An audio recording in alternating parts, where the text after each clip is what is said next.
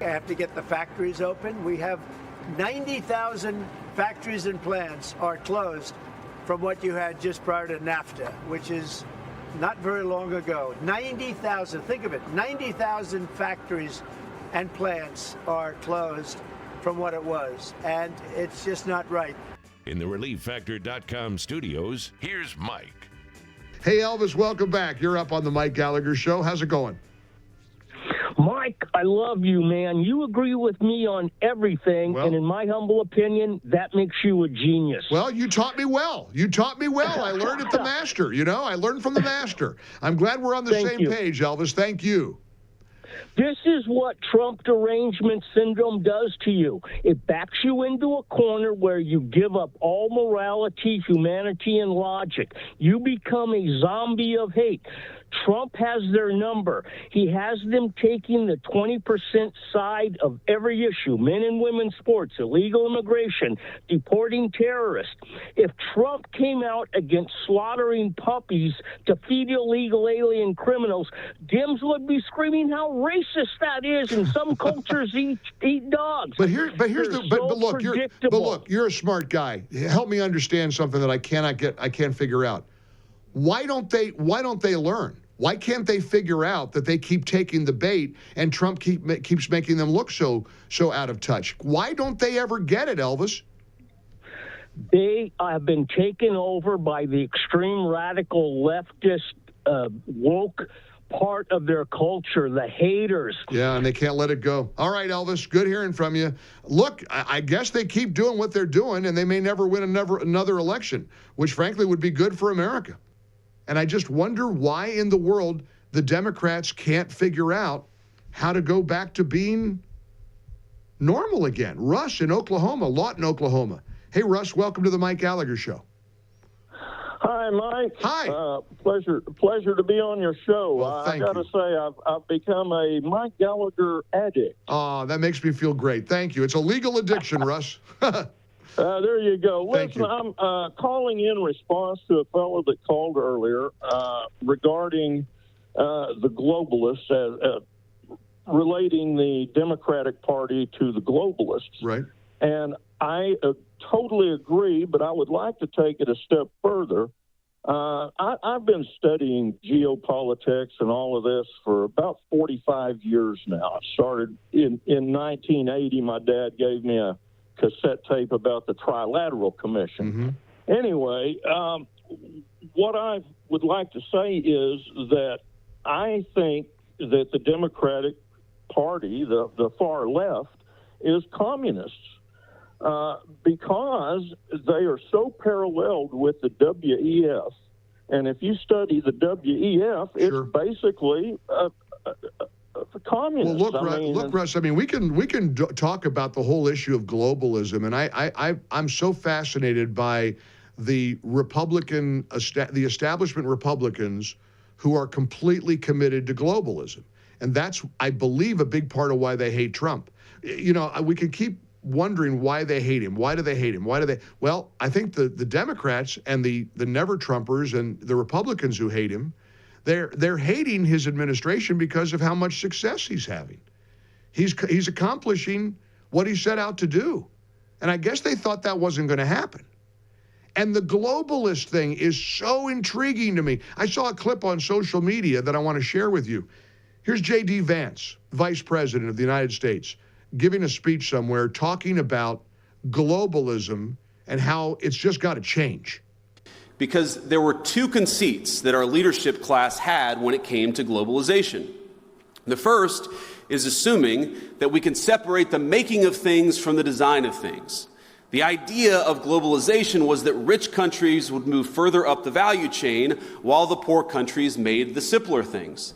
You would open an iPhone box and it would say designed in Cupertino, California. Now, the implication, of course, is that it would be manufactured in Shenzhen or somewhere else. And yeah, some people might lose their jobs in manufacturing, but they could learn to design, or to use a very popular phrase, learn to code. But I think we got it wrong. It turns out that the geographies that do the manufacturing get awfully good at the designing of things. There are network effects, as you all well understand. The firms that design products work with firms that manufacture. They share intellectual property, they share best practices, and they even sometimes share critical employees. Now, we assume that other nations would always trail us in the value chain, but it turns out that as they got better at the low end of the value chain, they also started catching up on the higher end. We were squeezed from both ends. Now, that was the first conceit of globalization. I think the second is that cheap labor is fundamentally a crutch, and it's a crutch that inhibits innovation. I might even say that it's a drug that too many American firms got addicted to. Now, if you can make a product more cheaply, it's far too easy to do that rather than to innovate. And whether we were offshoring factories to cheap labor economies or importing cheap labor through our immigration system, cheap labor became the drug of Western economies. And I'd say that if you look in nearly every country from Canada to the UK that imported large amounts of cheap labor, you've seen productivity stagnate. I don't think that's not a total happenstance. I think that the connection is very direct. Now, one of the debates you hear on the minimum wage, for instance, is that increases in the minimum wage force firms to automate. So a higher wage at McDonald's means more kiosks. And whatever your views on the wisdom of the minimum wage, I'm not going to comment on that here. Companies innovating in the absence of cheap labor is a good thing. I think most of you are not worried about getting cheaper and cheaper labor. You're worried about innovating, about building new things, about the old formulation of technology is doing more with less. You guys are all trying to do more with less every single day. And so I'd ask my friends, both on the tech optimist side and on the populist side, not to see the failure of the logic of globalization as a failure of innovation. Indeed, I'd say that globalization's hunger for cheap labor is a problem precisely because it's been bad for innovation. Both our working people, our populists, and our innovators gathered here today have the same enemy. And the solution, I believe, is American innovation. Wow, that's strong stuff from JD Vance, who incidentally, according to Axios, is the MAGA favorite to run for president in 2028. A lot of text messages rolling in on the MyPillow text line. California, Mike, it's easy. The Dems have turned into a radical extremist party. Texas, Dems are mostly dumb, Mike, but anything Trump does is going to be constantly attacked. We need to learn to ignore them. And I struggle with this. I wonder if we should just ignore some of the craziness from their side. On the other hand, I think they count on us ignoring that, and maybe we ought to showcase the differences between the two political ideologies. Upstate of South Carolina, where I will be shortly. I'll be broadcasting from there the rest of the week. Hey, Mike, the Democrats would be up in arms even if Trump came up with the cure to cancer. You know, I love that line.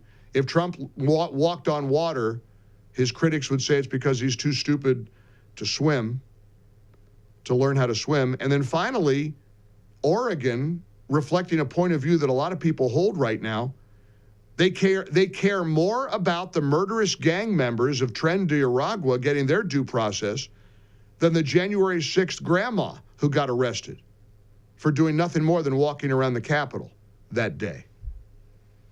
It's true. I mean, they will never, ever be capable of having a reaction that reflects normal Americans. I love following whale psychiatrist over on X. Now, there's a couple of imitators. I think somebody started, I said this a week or two ago, but whale psychiatrist, it's actually at like co-Veffy. You know, it's like, look for the one that's got, remember the when he typed a bunch of weird letters years ago on Twitter, then Twitter? That it's at like K_OVeffy2, but it's whale psychiatrist. And whale psychiatrist often summarizes like a day in the life of the Trump administration, showing what's all getting done. But this one was funny today. The comment was, the stranded astronauts who have been in space since before the election being told that they're going to be landing in the Gulf of America. And there's a dog saying, oh, oh. For full shows, live and on demand, it's Salem News Channel.